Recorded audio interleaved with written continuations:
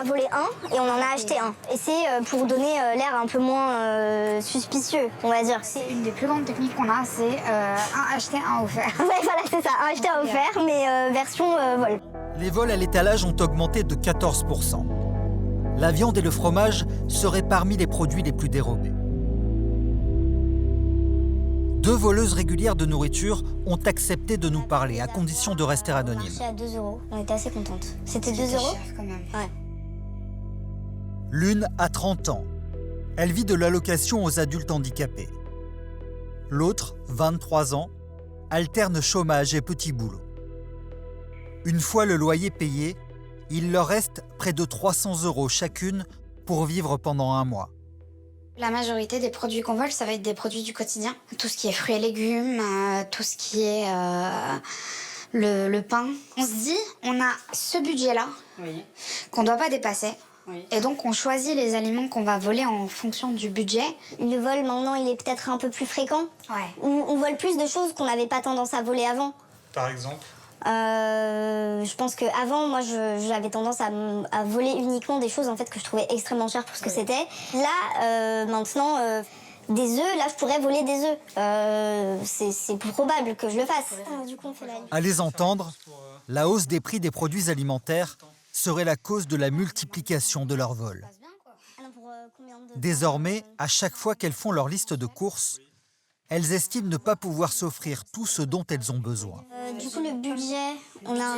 30. C'est pas 40 parce qu'on a un fonds de réduction là. Bah, si c'est 40, maïs, sardines, bananes, vinaigre et peut-être viande. Est-ce que vous anticipez déjà de voler quelque chose? Alors, l'huile d'olive, à mon avis, parce que bah, ça coûte cher. Et après, bah, généralement, en fait, on n'anticipe pas vraiment parce qu'il faut regarder les conditions en magasin. D'accord. Genre, par exemple, s'il y a la caissière qui nous aime pas, on va pas pouvoir. D'accord. S'il n'y a pas assez de monde au supermarché, il faut qu'il y ait un minimum de queue, il faut qu'il y ait un minimum de personnes dans l'espace caisse.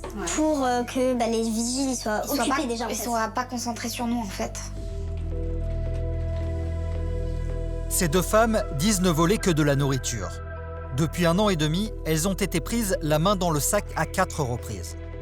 Mais elles n'ont jamais fait l'objet de poursuites. Les 45 000 € d'amende et 3 ans de prison qu'elles risquent ne les empêchent pas de passer à l'acte. Nous les retrouvons à la sortie du magasin. On en a eu pour un total de 22,22 €. Du coup, on va à peu près compter pour combien on a volé. On ne sait pas encore exactement, mais au moins 15 €. On a mis les articles au fond du chariot et voilà, on est passé en caisse après, parce que du coup on est passé avec une scannette et donc on a fait semblant de scanner chacun des articles qu'on a volés. En haut de la table, les produits qu'elles ont achetés. En bas, ceux qu'elles ont volés. Des légumes, de l'huile, du lait ou encore de la nourriture pour chat.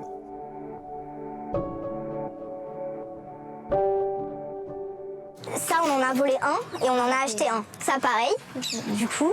Et c'est pour donner l'air un peu moins suspicieux, on va dire. C'est la plus grosse technique qu'on fait. Ça, c'est une des plus grandes techniques qu'on a, c'est un acheté, un offert. Ouais, voilà, c'est ça, un acheté, un offert, mais version vol. Ça, on n'a pas expliqué, mais en fait, on a pris des oignons rouges et ils étaient extrêmement chers.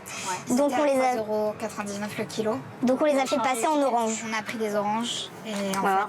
C'est la technique la moins risquée parce qu'on paye quand même quelque chose pour l'article. On paye juste moins cher l'article en fait. Pourquoi vous ne travaillez pas plus ou vous n'essayez pas de gagner plus d'argent plutôt que de voler? Alors, moi je sais que j'ai cherché un emploi du coup pendant la période Covid. C'était extrêmement difficile. J'ai essuyé que des refus. J'ai encore cherché un emploi l'an dernier. J'ai essuyé que des refus. Ça vous pose pas de problème moral? Non.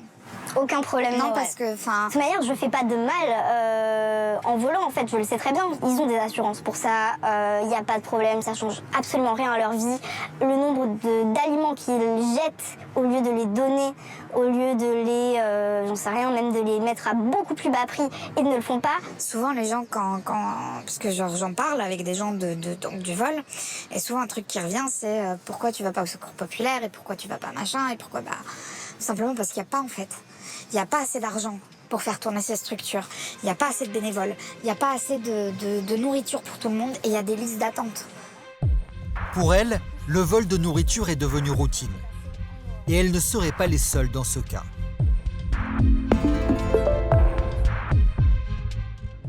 Si tu veux voir notre reportage en intégralité, n'hésite pas, clique ici. Si tu veux voir notre dernière vidéo, surtout, c'est là. Enfin, si tu aimes Envoyé spécial, n'hésite pas à t'abonner et activer la cloche. C'est là que tu recevras toutes nos vidéos.